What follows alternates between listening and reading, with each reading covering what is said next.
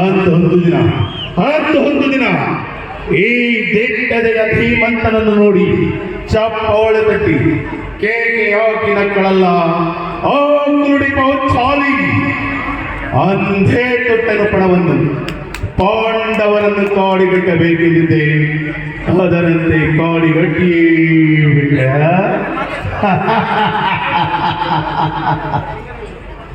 ಈಗ ಯುಗ ಪುರುಷರಂತೆ ಹೋರಾಡಬೇಕೆಂಬ ಇಚ್ಛೆಗುಂಟು. ಸದಾವಕಾಶ ಭೂತ ಪ್ರೇತ ಪಿಶಾಚಿಗಳಿಗೆ ಒಡೆಯನಾದ ಆ ಭೂತನಾಥೇಶ್ವರನಿಗೆ ನನ್ನೊಡನೆ ಕಾಲು ಕೆಳೆದು ಕಾದನಕ್ಕೆ ಬಂದದ್ದು ಸರಿಯೇ. ಕಲಿ ಪುರುಷರಿಂದ ನಿರ್ಮಿತವಾದ ಈ ಅಸ್ನಾವತಿ ರತ್ನ ಸಿಂಹಾಸನವು ರಕ್ತದ ಕೋಡಿಯಲ್ಲಿ ಕೊಚ್ಚಿ ಹೋಗಲು ಸರಿಯೇ.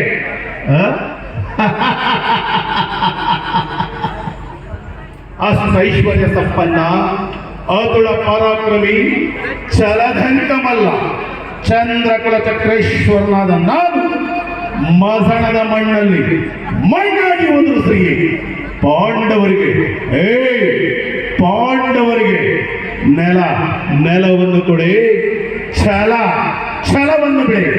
ಇದು ಈ ಪ್ರಚಂಡ ಕೌರವೇಶ್ವರನ ಛಲ. Thank you.